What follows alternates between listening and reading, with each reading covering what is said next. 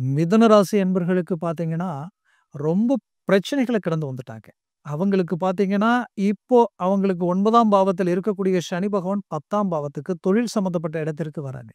அப்போ ரொம்ப நாளா தொழில் தொடங்கணும்னு நெனைச்சவங்க, இந்த நேரத்தில தொடங்குனா பெரிய லெவல்ல அவங்களுக்கு ஒரு சக்சஸ்ஃபுல் கிடைக்கும். அது மட்டும் கிடையாது.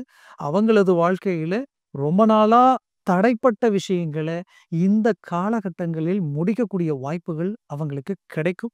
பட் இருந்தாலும் அவங்க செய்யக்கூடிய அந்த வேலையில தனக்கு மேல வேலை செய்றவங்க கிட்டயும் சரி, தனக்கு கீழ இருக்கிறவங்க கிட்டயும் சரி, ரொம்ப எச்சரிக்கையுடன் அவங்க நடந்துக்கிறது நல்லது. ஒரு வார்த்தை குடுத்தாலும், ஒரு தடவைக்கு 2 தடவை யோசிச்சு குடுக்கணும்.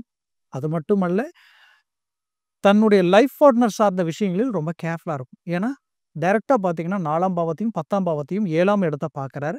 அதனால குடும்ப ரீதியில சில விஷயங்கள பார்த்து கேர்ஃபுல்லா டீல் பண்ணிக்கணும். மத்தபடி மிதுன ராசி அன்பர்களுக்கு இந்த சனிப்பெயர்ச்சி இதற்கு முன்னாடி இருந்தத விட எவ்வளவோ ஃபர்ஸ்ட் கிளாஸா இருக்குங்க. நல்ல யோக அமைப்புகளோட இருக்கு.